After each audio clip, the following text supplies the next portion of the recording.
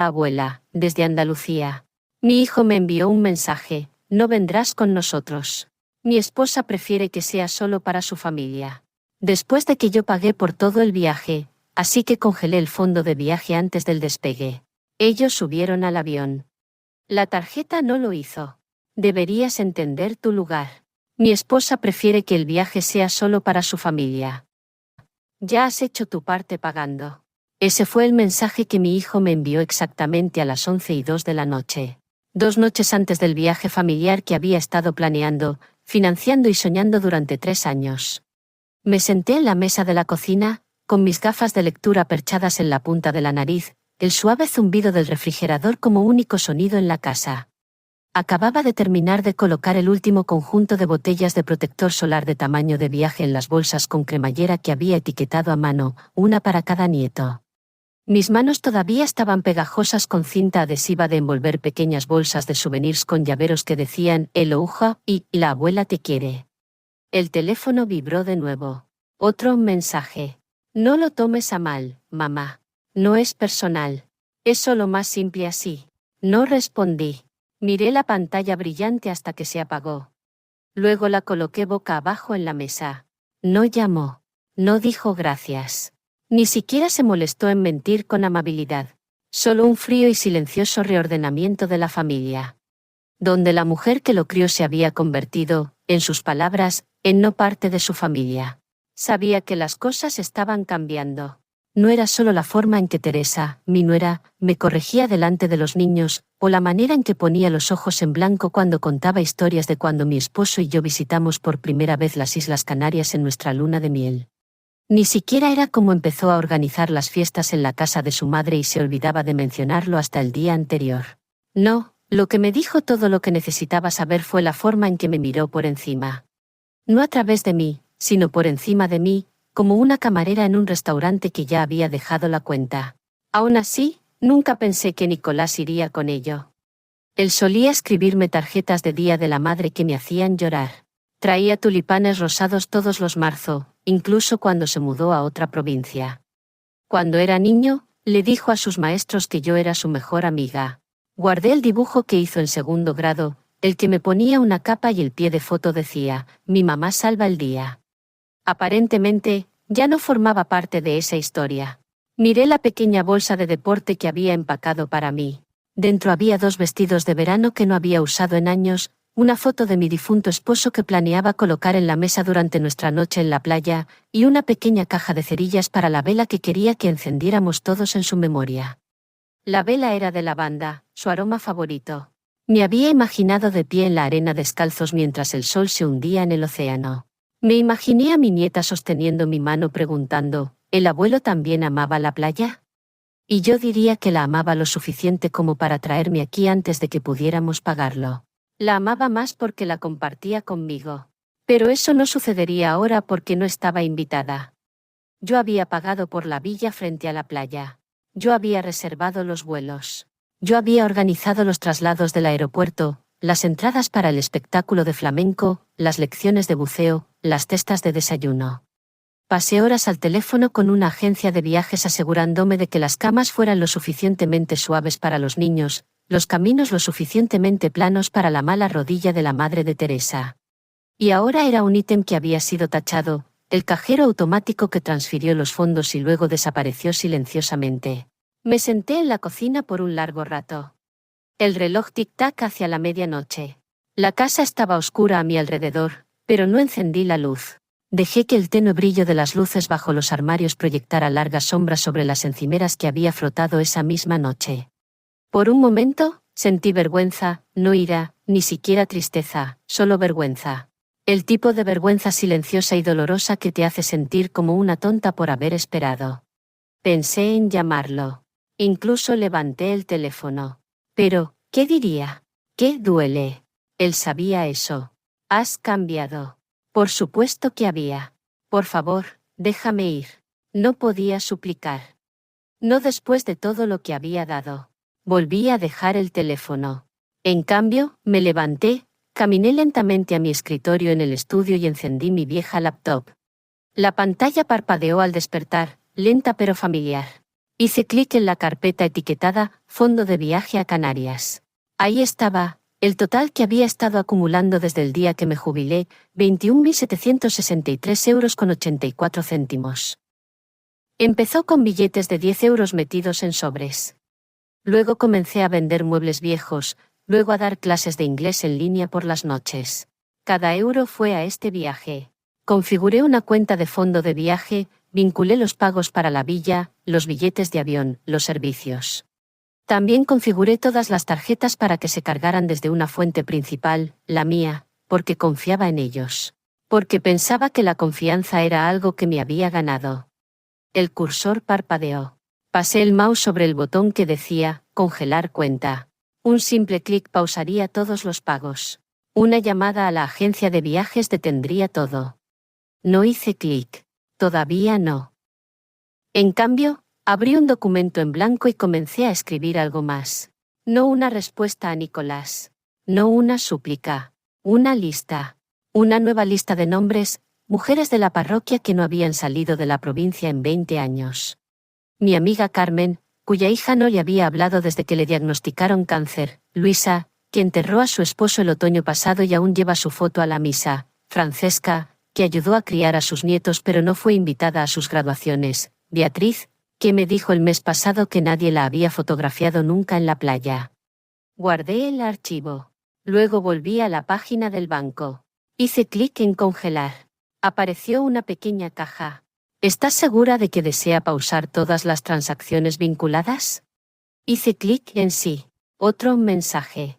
Todas las tarjetas vinculadas se desactivarán inmediatamente. Sí. Luego me recosté, cerré la laptop y tomé una profunda respiración. Saqué la bolsa de souvenirs que había hecho para mi nieta menor. Saqué el llavero y lo puse en la mesa. Luego desenvolví los otros uno por uno. Y por primera vez en 3 años, me permití imaginar un viaje diferente. Uno en el que no era no deseada, no una carga, no una nota al pie, sino una anfitriona. Y sonreí. No por venganza, sino por algo más fuerte, claridad. Todo empezó con un tarro, un viejo tarro de cristal que guardaba detrás de las ollas en el armario de la cocina. Lo llamaba el tarro de los sueños, aunque nadie lo sabía más que yo. Cada vez que me saltaba a comprar algo pequeño, una botella de vitaminas, un alquiler de película, un nuevo par de zapatillas de casa, tomaba ese dinero en efectivo y lo metía en el tarro. No era mucho al principio. 5 € aquí, 1 € allá, pero con el tiempo creció silenciosamente, como la esperanza tiende a hacerlo. 3 años ahorré. Cancelé mi suscripción a la televisión por cable. Dejé de comprar mi té favorito. Di clases a estudiantes en línea por ingresos extra incluso cuando mis articulaciones dolían y mis ojos ardían. Bajé la calefacción por la noche y usé 2 pares de calcetines. Decliné invitaciones a almuerzos, diciéndole a las amigas que tenía un mes ajustado. No sabían que estaba poniendo cada céntimo en ese tarro. ¿Para qué? Para un recuerdo. Para un último momento hermoso como familia. Las Canarias no era solo un destino. Era un símbolo. Javier y yo fuimos allí para nuestra luna de miel. Teníamos solo 24 años, recién casados, tan pobres como ratas. Compartimos una sola maleta y dividíamos sándwiches en el almuerzo. Se quemó tanto con el sol el segundo día que usó una sábana como capa el resto de la semana. Reímos más de lo que lo haríamos nunca más. Después de que él muriera, me hice una promesa silenciosa. Llevaría a la familia allí. Dejaría que los nietos vieran lo que él vio. Dejaría que Nicolás sintiera la arena que su padre una vez pisó. Tal vez nos reconectaría. Tal vez le recordaría de dónde venía, de quién lo amó primero. Así que planeé. Investigué villas que pudieran albergar a los 9. Llamé a la agencia de viajes una docena de veces para preguntar sobre arreglos de camas, necesidades dietéticas y accesibilidad en silla de ruedas para la madre de Teresa. Pedí camisetas personalizadas con el nombre de todos y las palabras «La familia es para siempre 2023», impresas al frente. Elegí una casa frente a la playa con un pozo de fuego. Me imaginé sentados alrededor, encendiendo velas una por una, cada uno diciendo una palabra para describir a Javier. Traería su foto, la del riendo con la cabeza echada hacia atrás, el sol en su cabello, y la sostendría mientras todos decíamos algo bueno. Me imaginé silencio, luego lágrimas, luego risas, Pero sobre todo me imaginé siendo vista, siendo agradecida, siendo abrazada. Nada de eso sucedió porque en algún momento dejé de formar parte de la imagen. No me refiero solo a la metafórica. Me refiero literalmente. Lo noté lentamente. Menos fotos grupales. Cuando posaban en Acción de Gracias, Teresa decía, hagamos una solo de los niños. Luego, hagamos una con solo nuestra unidad familiar. Y para cuando terminaban, no había tiempo para una conmigo. En Navidad, todos llevaban suéteres a juego, rojos con árboles blancos. El mío era azul. Ni siquiera sabía que había un plan. Nicolás lo restaba importancia. Oh, no eres de esas cosas, mamá. Pero lo era.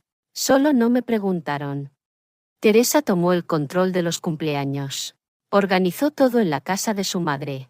Me invitaban, pero me sentía como una invitada. Una vez le dijo a alguien, la mamá de Nicolás también está aquí. Como si hubiera entrado sin invitación. Y siempre, sonreía como si no tuviera malas intenciones. Pero el daño no siempre viene con voces elevadas. A veces viene con exclusión, con omisión, con ser la que se deja fuera de cada foto, cada historia, cada asiento en la mesa. Pero aún así, planeé. Me aferré porque este viaje nos traería de vuelta juntos. Porque una vez que estuviéramos todos bajo ese cielo canario con las olas susurrando contra la orilla y los niños chillando en la arena, tal vez el amor sería suficiente para recordárselo. Esa era la historia que me contaba a mí misma. Ese era el sueño que construí con sacrificios, pequeños y silenciosos, hasta ese mensaje, ese solo mensaje que convirtió un sueño de 3 años en un despido de 3 segundos. Ya has hecho tu parte pagando. De repente, cada te omitido, cada noche fría, cada hora de tutoría pasada entrecerrando los ojos ante la pantalla se sintió tonta. No había estado construyendo un puente. Había estado construyendo un pedestal, uno que nunca planearon visitar. Pensé en las velas que había empacado, en el momento que imaginé sosteniendo manos junto al fuego. Pero la verdad me golpeó como una ola rompiéndose afilada contra la roca. No querían mis historias. No querían mis recuerdos. Solo querían mi dinero. Y ahora que lo tenían, querían que desapareciera. Esa noche, fui al armario y desempaqué mi bolsa. Puse la vela de lavanda en la mesa junto a la foto de Javier. Luego me senté en el silencio y me pregunté algo que ninguna madre debería tener que preguntar. ¿Cuándo me convertí en una carga en la familia que construí? La mañana después del mensaje, me desperté más temprano de lo habitual. No porque tuviera que ir a algún lado, sino porque no podía dormir. Seguía oyendo sus palabras en mi cabeza. No siquiera su voz, solo las palabras. Frías, tecleadas, entregadas a través de una pantalla. Ya has hecho tu parte pagando. Me moví por la casa como un fantasma, doblando la misma manta 2 veces, enderezando marcos de fotos que ya estaban rectos, limpiando la encimera de la cocina, aunque estaba impecable. El silencio se adhería a mí, zumbaba en las paredes. Más tarde esa tarde, abrí mi correo electrónico para revisar un recibo de la compra, y ahí estaba. Asunto: confirmación final de pasajes familiares a Canarias enviada por la agencia de viajes. Hice clic sin pensarlo. Un desglose completo de horarios de vuelos, horas de check-in en la villa, excursiones, reservas de cenas, recogidas de coches de alquiler, todo lo que había trabajado tan duro para organizar. Desplacé lentamente, ojos escaneando en busca de confirmación de lo que ya sospechaba pero no quería enfrentar. Había 8 nombres. Nicolás, Teresa, sus 2 hijos, los padres de Teresa, la hermana de Teresa, el novio de la hermana de Teresa, no el mío, no mamá, no María, no en ninguna parte. 8 billetes de avión, 8 pases de embarque, 8 huéspedes registrados en la villa. No era una de ellos. Miré la pantalla, mi mano flotando sobre el mouse. Luego amplié. Tal vez había un error. Tal vez era el huésped 9. Tal vez me habían agregado por separado. Tal vez. Pero no había otros adjuntos, ni reservas laterales, ni confirmación separada, solo 8. Me quedé ahí por un largo momento. Luego cerré la laptop suavemente como si pudiera romperse si me movía demasiado rápido. Esa noche, Teresa llamó. No Nicolás. Teresa. Su voz era excesivamente alegre. Solo estamos terminando de empacar, trinó. Espero que todo esté en orden en tu lado con el dinero. Creo que el pago final llega mañana, ¿verdad? No respondí de inmediato. Luego pregunté suavemente, ¿hay algo que necesites que lleve? Una pausa, un silencio agudo y incómodo. ¿Llevar? Repitió. Oh, no necesitas llevar nada. Insistí suavemente, solo me preguntaba si debería empacar algunos juegos para los niños o snacks para el vuelo. Sé que a veces se marean. Me cortó, aún sonriendo, pero con acero en la voz ahora. María, lo tenemos todo manejado. Realmente no necesitas preocuparte. De hecho, estábamos pensando que podría ser mejor si tomas este viaje para descansar. Quédate en casa. Concéntrate en ti. No lo dijo con malicia, pero la finalidad estaba ahí. Habían planeado todo el asunto excluyéndome y ahora fingían que era por mi propio bien. Después de que terminara la llamada, me quedé en mi cocina, mirando por la ventana al bebedero de pájaros que Javier había instalado hace 20 años. El agua estaba quieta, sin una arruga, igual que yo. No enojada, no conmocionada, solo quieta. Caminé al armario, bajé la pequeña caja ignífuga y la abrí. Dentro estaban los documentos que había guardado desde que abrí el fondo de viaje. La cuenta que creé. La cuenta que financié. La cuenta vinculada a cada reserva. Hojeé los formularios. Ahí estaba en letras negritas. Titular de la cuenta, María Rosa López. Usuarios autorizados, ninguno. No cofirmantes. No propiedad compartida. No acceso alternativo. Me senté y abrí la app del banco. Ahí estaba. Fondo de viaje. 21.763 euros con 84 céntimos. 84 céntimos. Estado. Activo. Tarjetas vinculadas. 6. Propietario de facturación principal. Yo. Ahí fue cuando empecé a pensar en lo fácilmente que me habían borrado. Como con confianza, como habían gastado mi generosidad como si fuera su derecho y descartado mi presencia como si fuera una carga. Nunca se supuso que yo fuera. Solo necesitaban el dinero. Nunca había sido nuestro viaje. Era una transacción. Y yo había sido el banco. Pero lo de los bancos es que pueden cerrar. No tomé ninguna decisión esa noche. En cambio, apagué el teléfono, me preparé una taza de té de menta y me senté con ella. Me permití sentirlo completamente. No solo el insulto, sino la claridad. No me olvidaron. Me omitieron. Y peor, asumieron que sería demasiado pasiva, demasiado vieja, demasiado agradecida por migajas para notarlo. Pensaron que me quedaría en las sombras y sonreiría de todos modos. Olvidaron quién los crió. Cerré la app y por primera vez en meses, dormí toda la noche. No grité. No lloré. No llamé a nadie para anunciar lo que había descubierto. Ninguna llamada dramática, ninguna acusación explosiva. Simplemente me preparé un té. Me senté en la silla que Javier solía llamar el mirador y miré por la ventana mientras mi laptop parpadeaba al despertar a mi lado. La casa estaba quieta.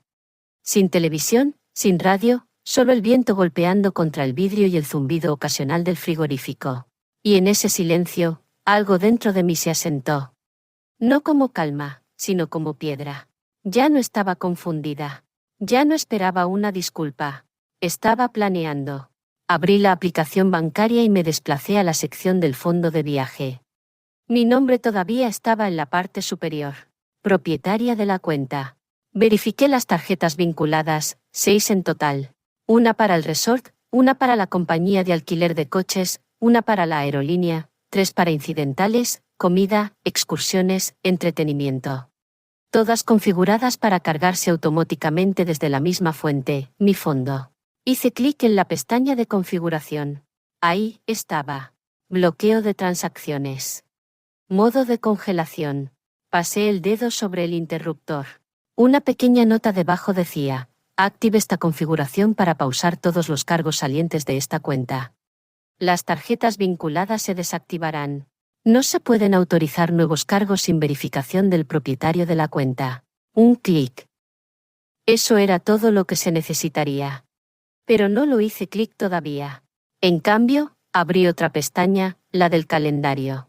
Marqué el día de salida con un círculo rojo.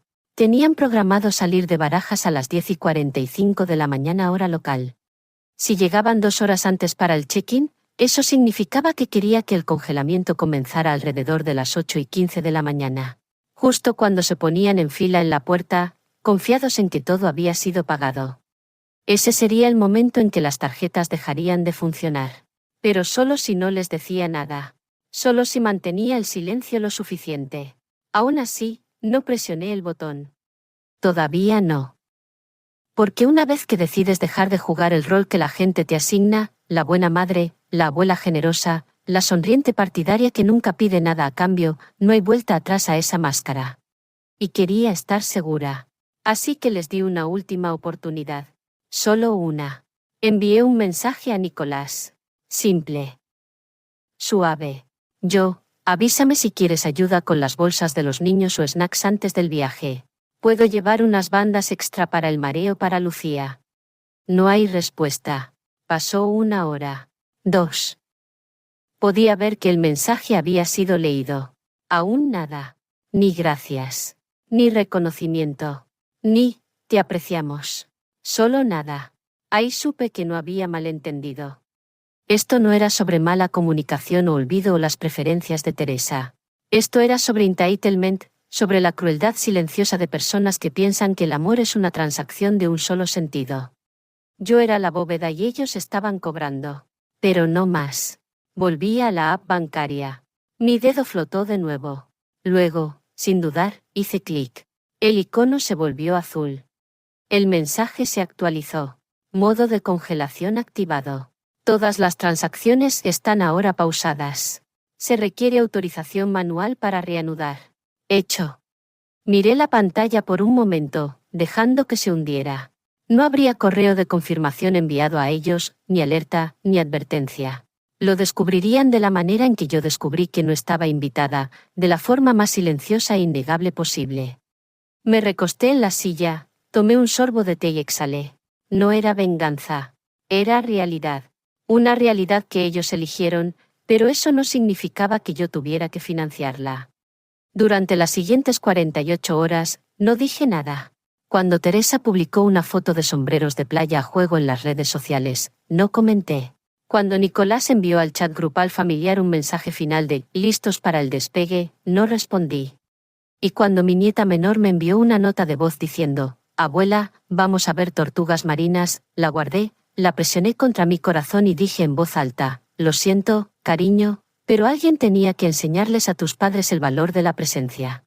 Luego volví a mi laptop y abrí una nueva hoja de cálculo. Esta vez, no era para ellos. Era para mí. Hice una lista titulada «Aquellas que merecen ser vistas». En la parte superior escribí Carmen, Beatriz, Luisa, Francesca, Nora, Daniela. Cada una mujer como yo. Pasadas por alto, subestimadas, sobreusadas. Y debajo de cada nombre, comencé a mapear cómo podría verse un viaje. No por recompensa, sino por restauración. No por lástima, sino por poder. Porque si iba a ser la que sostenía el talonario, decidiría quién valía el viaje. Esa noche dormí con la ventana abierta. El viento susurraba como un secreto finalmente dicho. Habían empacado sus maletas. Tenían sus pases de embarque impresos. Pensaban que lo único que quedaba era el vuelo. Pero el vuelo funciona con más que combustible.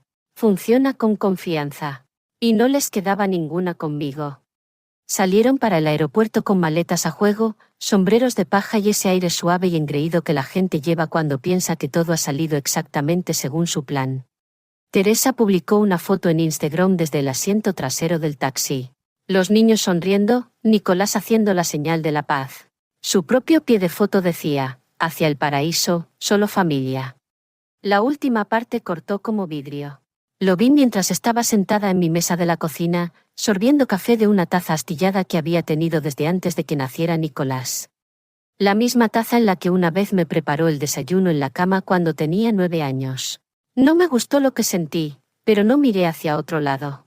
Vi su historia desarrollarse cuadro por cuadro. En el aeropuerto, en el check-in, en la puerta, maletas apiladas, niños saltando. La madre de Teresa posando junto al cartel de la aerolínea como si fuera una alfombra roja. 8 sonrisas. No asiento para mí. Luego llegó el mensaje. Nicolás. Oye. Error raro en el check-in. ¿Puedes verificar la cuenta de viaje rápido? No respondí. Pasaron 5 minutos. Luego otro. Nicolás, están diciendo que la tarjeta fue rechazada varias veces. ¿Ves algo en tu lado? Aún, no dije nada.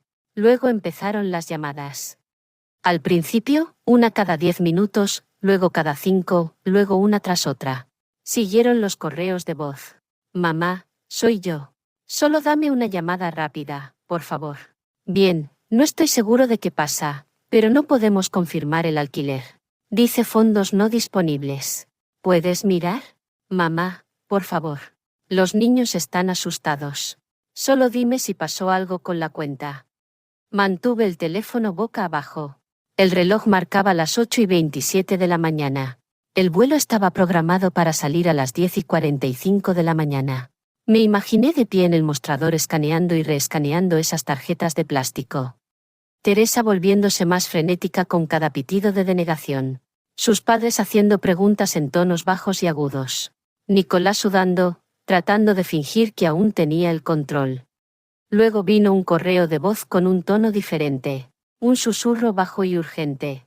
Mamá, no sé qué hiciste, pero si esto es por el mensaje, ¿podemos hablar, por favor? Sin disculpa, sin admisión, solo una oferta para hablar ahora que sus planes se habían desmoronado. Y aún, no dije nada. El resort llamó después, no a mi teléfono, sino por correo electrónico. Asunto: solicitud de cancelación de reserva confirmada. Estimada señora López, hemos procesado la cancelación solicitada de su reserva de villa. Debido al congelamiento de la cuenta, los cargos asociados han sido revertidos. Como usted es la única titular de la cuenta, no se requiere más acción. Esperamos darle la bienvenida en el futuro. Lo leí una vez, luego dos, y finalmente me permití un pequeño aliento amargo de alivio. No serían bienvenidos. No allí, no ahora. Tal vez nunca. A las 10:40 de la mañana, Nicolás envió otro mensaje: estamos embarcando. Llámame, por favor. Pero no lo hice. Despegaron sin un lugar a donde aterrizar porque el dinero es solo una garantía cuando está respaldado por confianza, y ellos habían roto la suya. Al mediodía, tenía más de 50 llamadas perdidas de Nicolás, de Teresa, incluso de su madre. No escuché más correos de voz. En cambio, salí a caminar. El aire era cálido. Los pájaros piaban. Una vecina saludó y preguntó si iba a algún lado para las vacaciones de primavera. Sonreí y dije: todavía no, pero pronto. Cuando regresé, el teléfono había dejado de sonar. En cambio, había un nuevo mensaje. Nicolás, mira, si esto era por lo que dijimos, tal vez nos equivocamos. Bien, no sé. Las cosas se torcieron, pero los niños están aquí. Están emocionados. Aún podemos arreglarlo. Por favor, solo desbloquea la cuenta. Prometo que hablaremos todo cuando volvamos. Miré la pantalla. Querían las vacaciones y posponer la disculpa. Querían perdón sin confesión. Querían que financiara su alegría mientras exiliaban la mía. Así que, no desbloqueé la cuenta. No respondí el mensaje y no me expliqué por qué no les debía nada, porque a veces el silencio es la única respuesta lo suficientemente fuerte como para ser oída. El reembolso llegó 2 días después de su vuelo. Vino en pequeñas notificaciones una por una. Primero el resort, luego la compañía de alquiler de coches, los impuestos y tarifas de la aerolínea, los paquetes de tours, el depósito del chef privado, las guirnaldas, el espectáculo de flamenco, la excursión de buceo, todo devuelto, todo revertido, todo mío de nuevo. Mi cuenta de fondo de viaje, una vez drenada por amor, estaba llena de nuevo. Pero esta vez, el amor no sería ciego. Esta vez lo gastaría de manera diferente. No por apariencias, no por personas que me veían como una billetera con arrugas. Esta vez lo gastaría en aquellas que sabían lo que valía un recuerdo, porque ellas también habían vivido vidas de dar sin ser vistas. Abrí mi cuaderno, el mismo que había usado para anotar las canciones favoritas de Javier, sus antiguas recetas de pesca y los nombres de cada nieto. Pasé a una página limpia y escribí 3 palabras en la parte superior: las mujeres olvidadas. Debajo, comencé a listar nombres. Carmen de la parroquia, una viuda cuyos hijos no habían visitado en 5 Navidades. Francesca, que aún llevaba su anillo de boda aunque su esposo la dejó hace 30 años. Beatriz, que cuidó de un hermano con demencia y dormía en una camilla junto a su cama de hospital. Nora, que una vez me dijo, lo peor de la vejez no es el dolor, es la invisibilidad. Lucía, mi vieja vecina, una bibliotecaria jubilada que nunca había visto el océano. Y Daniela, que una vez me llevó al centro de salud cuando me torcí el tobillo y nunca me dejó pagárselo. Hice 6 llamadas telefónicas. Cada conversación fue la misma. Hola dubitativos seguidos de silencio atónito, luego incredulidad. ¿Quieres llevarme a dónde? A las Canarias, querida, por una semana. Sin trampa. Pero, ¿por qué a mí? Porque alguien debería. ¿Por qué importas? Hice las reservas a mi nombre esta vez. Una villa, 6 mujeres, 7 días. Sin etiquetas, sin hashtags, sin pies de foto de solo familia. Llamé a la agencia de viajes y le di nombres diferentes.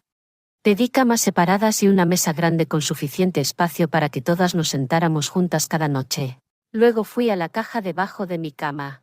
Dentro estaba la foto de Javier que había planeado colocar en la cabecera de nuestra mesa familiar.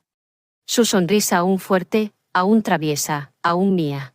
Hice ampliar la foto y enmarcarla, no en oro, sino en nuez suave, la clase de madera que se oscurece y se vuelve más hermosa con el tiempo. La empaqué en burbujas y la coloqué con cuidado en mi maleta. Cuando llegamos a la villa, un lugar encaramado sobre el océano, donde las palmeras se mecían como bailarinas lentas y el aire salado besaba tu piel antes de que lo supieras, caminé por la puerta principal y puse esa foto en la mesa del comedor. Nadie la cuestionó. Nadie me pidió que la moviera a un lado. Esa noche, nos sentamos juntas bajo luces colgantes. El sonido de las olas susurrando a través de las puertas abiertas. Carmen llevaba una bufanda brillante y seguía rellenando el vino de todos. Beatriz brindó por, finalmente estar en un lugar donde no tengo que limpiar después. Francesca lloró cuando vio la vista desde su ventana. No hablamos de quién nos olvidó. Hablamos de quién recordamos. No comparamos cicatrices. Nos mostramos la fuerza debajo de ellas. Y Javier, mi Javier, lo observaba todo desde el centro de la mesa, su sonrisa nunca desvaneciéndose. Cada noche encendíamos una vela junto a su foto. Cada mujer decía una cosa que deseaba que alguien le hubiera dicho cuando tenía 30. Te veo. Tienes permiso para descansar. No tienes que ganarte el amor. Tu historia importa. No eres una carga. Nunca eres invisible. En la última noche, caminamos por la orilla en silencio. Las estrellas estaban tan cerca que sentías que podías alcanzar una y meterla en tu bolsillo. El agua se enroscaba alrededor de nuestros tobillos. La luna hacía plata de cada arruga y curva y cicatriz. Miré alrededor a las mujeres a mi lado. Mujeres que habían dado sin pedir, amado sin límite, soportado sin aplausos. Y me di cuenta de algo. No solo las había llevado de vacaciones. Las había traído a casa unas a otras, a sí mismas, al recordatorio de que un recuerdo, cuando se comparte con las personas correctas, se convierte en más que un destello en el tiempo. Se convierte en legado. El correo electrónico llegó 3 días después de que regresaran. Acababa de volver de un paseo matutino, el océano aún susurrando en mis oídos. Mi maleta estaba a medio desempacar con un piña a medio comer envuelta en el frigorífico y el aroma de frangipani aún aferrándose a mi ropa. Me senté en mi escritorio, abrí mi bandeja de entrada, y ahí estaba. Asunto. Solo quiero aclarar el aire de Nicolás. Lo miré por un largo momento antes de hacer clic. Hola, mamá. Ya estamos de vuelta. No fue exactamente lo que imaginamos. Muchas cosas salieron mal, obviamente, y supongo que parte de eso fue nuestra culpa. No digo que todo se manejara perfectamente. Tal vez las cosas podrían haberse comunicado mejor. Teresa dice hola, por cierto. Estaba realmente estresada y no quiso excluirte así. Creo que solo quería que el viaje se sintiera de cierta manera. Ya sabes cómo se pone con la estructura.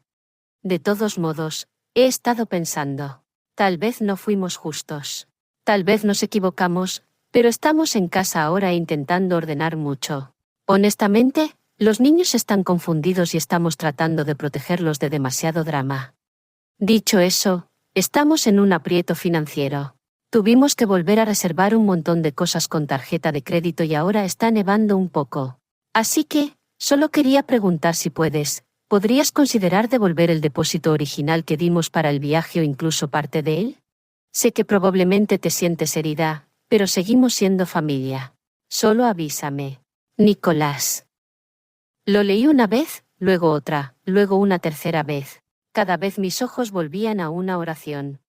Si puedes, ¿podrías considerar devolver el depósito original? Me recosté en la silla, dejando que el silencio se sentara espeso en la habitación. Querían el dinero de vuelta. No solo una disculpa, no sanación, no reconciliación. Querían un reembolso. Pensé en la palabra depósito como si hubieran invertido algo, como si hubieran contribuido a una visión colectiva. Pero no habían depositado nada más que su posición. Su posición de que yo pagaría, de que permanecería en silencio, de que me sentiría agradecida por ser incluida, incluso en los márgenes. Hice clic en la carpeta de elementos enviados y encontré la transacción original. Cada pago había venido de mi nombre, mi cuenta, mi sacrificio. No había habido fondo compartido, ni contribución confirmada, solo yo. Me estaban pidiendo que les diera mi dinero para cubrir el costo de sus elecciones. Habría sido casi gracioso si no fuera tan familiar, porque eso es lo que hacen las madres, ¿verdad? Pagar la cuenta y tragar el insulto, sostener el dolor y entregar la bendición, ser borrada de la foto pero aún comprar el marco. Cerré los ojos e imaginé la mesa del comedor en las Canarias. 6 mujeres riendo, chocando vasos, pasando pan, Javier sonriendo desde el centro en su marco de nuez. Sin demandas, sin expectativas, solo presencia, solo paz. Luego pensé en el correo de Nicolás, la ausencia de cualquier disculpa real, la presencia de excusas, la conveniente inclusión del estrés de Teresa y la vaga sugerencia de que solo debería entender. Pero entender no significa rendirse. Y el amor sin respeto no es amor en absoluto. Reabrí el correo, pasé sobre el botón de responder, luego lo cerré de nuevo. No había nada que necesitara decir. Porque si tienes que explicar por qué no reembolsas la traición, la persona que pregunta nunca mereció una explicación en primer lugar. Plegué la laptop y fui a la cocina. Vertí un vaso de té helado y miré por la ventana. Un pájaro se hundió bajo a través del patio, rozando el viento junto al carillón que Javier compró en nuestro 35 aniversario. Cantó una nota tan ligera como un recuerdo, y sonreí. Tal vez no recibí una disculpa verdadera, pero ya no la necesitaba porque tenía algo mejor. Tenía claridad, y había conservado lo que era mío. Me senté en la playa, pies enterrados en la arena cálida y perdonadora, viendo cómo la marea entraba como el aliento mismo. El cielo era del tipo de rosa que solo aparece en postales o recuerdos que juraste haber olvidado. Detrás de mí, la villa brillaba con los sonidos de mujeres riendo, no fuerte, no para mostrar, sino de esa manera baja y plena que viene de algún lugar profundo, de un lugar sanador. Francesca estaba contando una historia sobre la vez que tomó el autobús equivocado y terminó a 3 pueblos de distancia de su ensayo de boda. Carmen estaba tratando de enseñarle a Beatriz Aula con una flor metida detrás de la oreja. Daniela estaba cantando una antigua nana en voz baja y Nora, dulce Nora, estaba escribiendo una postal para sí misma dirigida a la casa que dijo que nadie le había escrito en más de una década. Las observé y pensé, esto es lo que parece una familia cuando nadie está tratando de impresionarse mutuamente. Solo presencia, solo alegría, solo permiso para ser. Me tomó mucho tiempo entender que el amor no viene con volumen. Viene con consistencia, con aparecer, con escuchar, con elegir a alguien incluso cuando ya no es conveniente. Esa noche, después de la cena, nos reunimos afuera en el patio. Saqué la vela. La banda, la última. Había traído 7. 6 ya estaban encendidas. Cada una por una mujer diferente, cada una llevando un recuerdo, un nombre, un adiós que nunca se les había permitido decir en voz alta. Ahora era mi turno. Puse la foto de Javier en el centro de la mesa. Las mujeres se callaron. Sostuve el fósforo en la mano. Esto, dije suavemente, estaba destinado a ser para todos ellos, para mi familia. Pero creo que tal vez siempre estuvo destinado a esto. Rasqué el fósforo. La llama se encendió, luego se estabilizó. Encendí la vela y observé cómo la cera comenzaba a derretirse. Lenta y segura, como el tiempo mismo. Una de las mujeres, Beatriz, extendió la mano y tocó la mía. No pensé que sentiría esto de nuevo, susurró. Paz. Gratitud. Como si importara. Me miró, lágrimas brotando en sus ojos. Y no pensé que vendría de alguien como tú. ¿Alguien como yo? Pregunté, sonriendo. Alguien que sabe, dijo, lo que se siente dar todo y aún ser dejada fuera de la puerta. Respondí. Solo le apreté la mano un poco más. Después de que la vela ardiera por un rato, me levanté y caminé hasta el borde de la playa. Las mujeres me siguieron lentamente, descalzas, cada una llevando una concha marina o una cinta o un solo nombre escrito metido en su bolsillo. Formamos un círculo en la arena. Sin ceremonia, sin guión, solo silencio. Y entonces lo dije, no a ellas, ni siquiera a Javier, sino a la parte de mí que más lo necesitaba oír. Ya no estoy triste. ¿Por qué no lo estaba? Tampoco estaba enojada. No estaba esperando que Nicolás llamara. No esperaba que Teresa se diera cuenta de lo que había hecho. No estaba guardando alguna reunión lacrimosa donde todos finalmente entendieran cuánto había cargado. Había dejado de cargarlo. Y por primera vez en décadas, me sentí ligera.